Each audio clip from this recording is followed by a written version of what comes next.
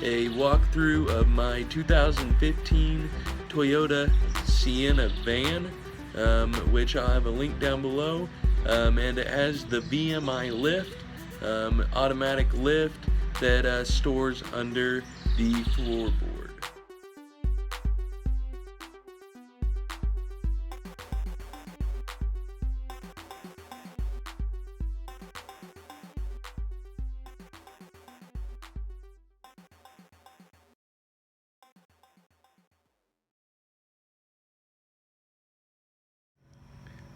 Alright, so I'm going to show you guys the inside of the van, but first we're going to have to deploy the ramp.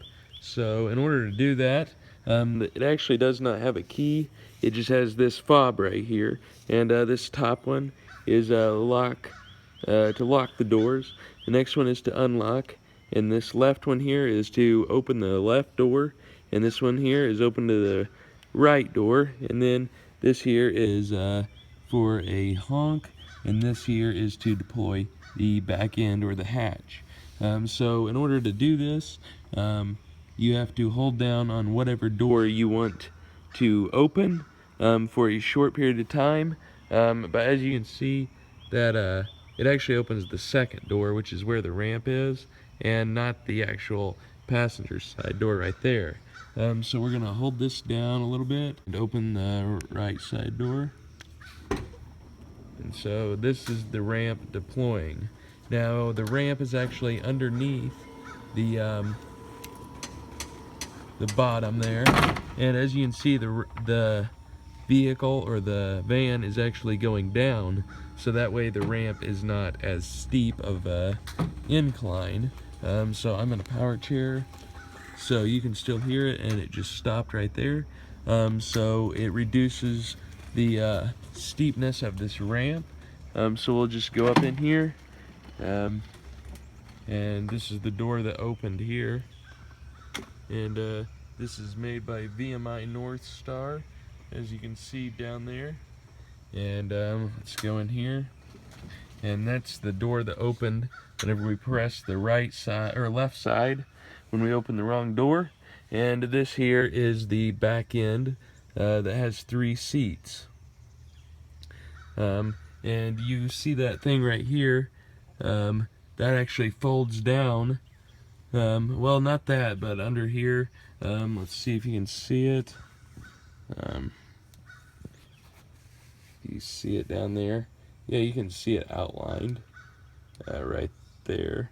And what that does, it's like a footrest, because what they have actually done is they have actually moved and lowered the floorboard in this, so people in wheelchairs could get in here with manual or power chairs, so their head would not hit the top. And that's the driver's seat right there. And as you can see, there's no passenger seat, and there is one, but we actually took it out, and I can actually wheel up right there and sit in the passenger seat. But let's go on in here. So this is the back end, where it has 3 seats, has 3 separate seat belts, and the middle one there is just goes around your lap, and the 2 on the ends go around your shoulders. It has right there, you can see that it has some cup holders, as well as a little storage area there, and then over there is the same thing. And those right there are actually go in the floorboard right there with that big long line that you see, and there's holes in there, and those actually go down there, and there's 4 of them, and they hook, well, you can hook them, you need to hook them on your left side and right side in the back, and the left side and front side of your wheelchair. And so you'll put one right there, and then you'll put one over here, and they have several, so you can adjust where you need it. And then this here seat belt is for the person in the wheelchair that's sitting in the middle, and so you'll sit right here, and normally there will be a passenger seat there, and so you get adjusted in here, and get your feet in the center, and so the passenger side or seat will actually be right there, and that way you can do pressure reliefs and decline. And then once again, you'll put that seat belt over you, which goes down into a seat belt holder, just like that one there. And you can see that that is plugged in to that line. So you would just plug it in to this back here, or actually there's a middle one here that you would plug it into, and the seat belt would go in there. But as you can see, we got the passenger seat removed, like I said, and all you have to do is unhook that right there, which is a little electronic cables, and what that does is it disables the power chair as far as the passenger seat in the vehicle, so you wouldn't be able to go forward or backwards, or up and down, or adjust anything electronically with the seat. So once you do that, then you bring that cable back here and you lift up on that little loop right there with your hand. You lift it up and kind of pull, and it's going to be hard at first until you do it several times, especially if it's a new one.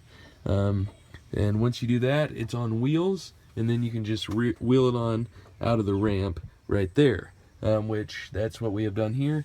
And you can see those two things right there, which are like the ones back here. Yeah, they go back here, but they go up there. And if you're not up there and you're right in the middle back here, you can put those right there as well.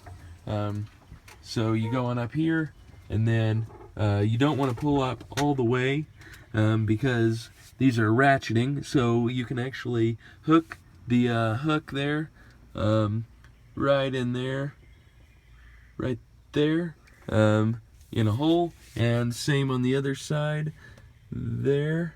And so once you got those hooked, then you move your chair up and to where you want to be, and then someone else will hook in the back side, those back there. They go actually right back there where we were talking.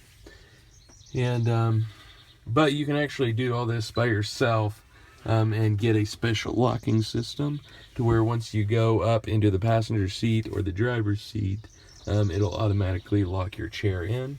Or if you're in a manual chair, you can just transfer over to this, or drive it with a manual chair with the same locking system.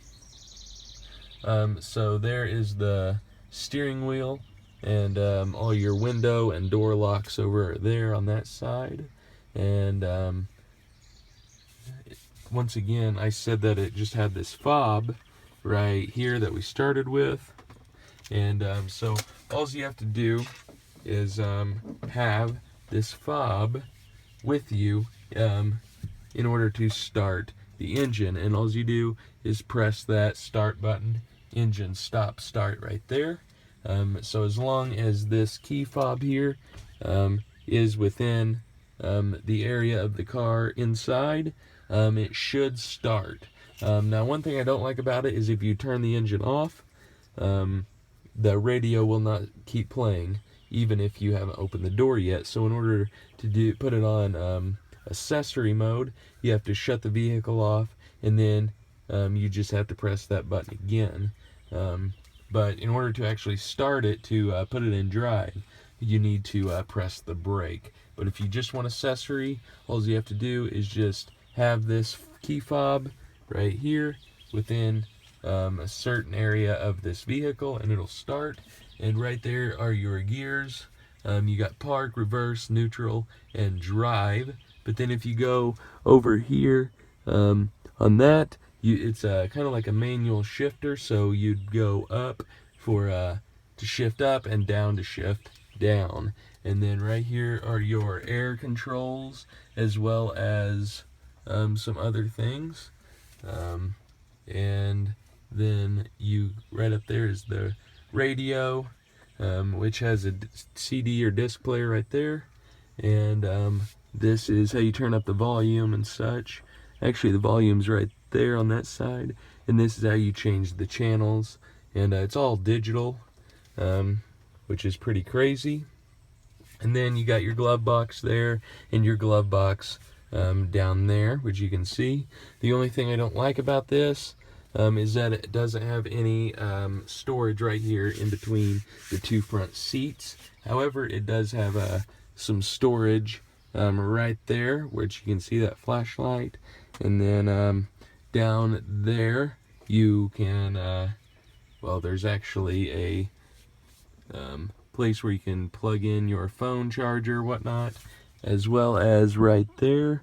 And then you got USB and audio cable connection there, and then you got heated seats that you can adjust right there, rear temperature, and then the front temperature and stuff. And you can actually press the sync button there, and it'll sync everything. So you can put the front two like that and sync the driver's side and the passenger side temperature, or you can press it again and actually control the driver's side, passenger side, and rear all at the same time when you adjust the temperatures, so they'll all be on the same thing and setting.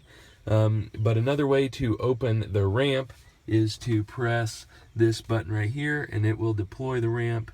And then if you press it again, the ramp will come in. And another way to open it is to press the button there on the right to do the right one and the ramp, and the left one will do that first door that we opened accidentally. And then you got your lights up there, and you got that middle button. The closest one to us in the middle is actually how to open the hatch. And then the very middle ones there, the two in the middle, are for this sunroof. And it has two settings. If you press it once, the back end will go up a few inches. And if you hold it down again, this sunroof will open. And you have a thing there to close the sunroof if you don't want any light coming in. So that's one way to open the door. And another way is right here by the ramp. As you can see, you press that and it will open the ramp, as well as put it back in when you're done if you press it again. And also the same thing over there on the driver's side back here.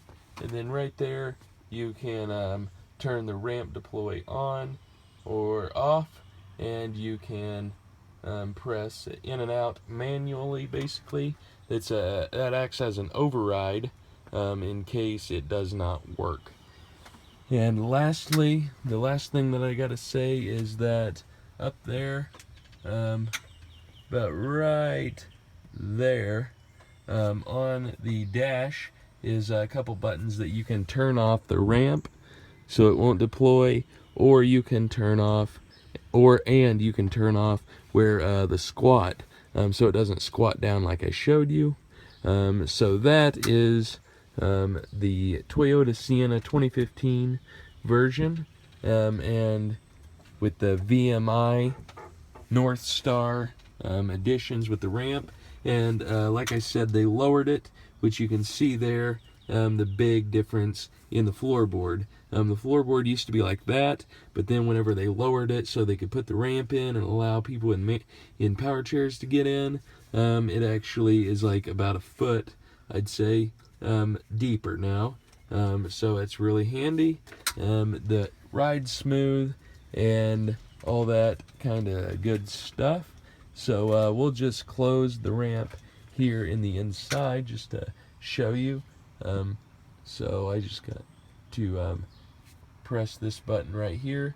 Give me a second. And here comes the ramp inside. Make sure we're not in the way.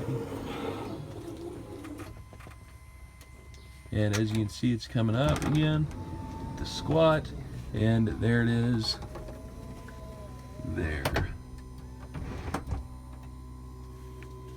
You can still hear it. And there we go. So there we go. The back seat, I just noticed, the seat belt is actually up there on top, so I guess it is a shoulder strap.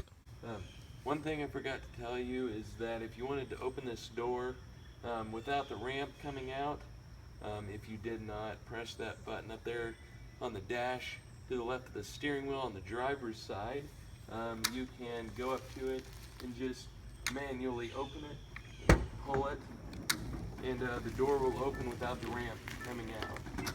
Alright, so I want to thank you guys for watching this video, and I hope it helped you out if you're looking for some kind of van to buy, especially if you're in a powered wheelchair.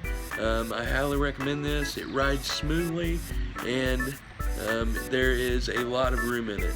Go ahead and give this video a like, comment, subscribe, check out the description for a lot of information, and thanks for watching.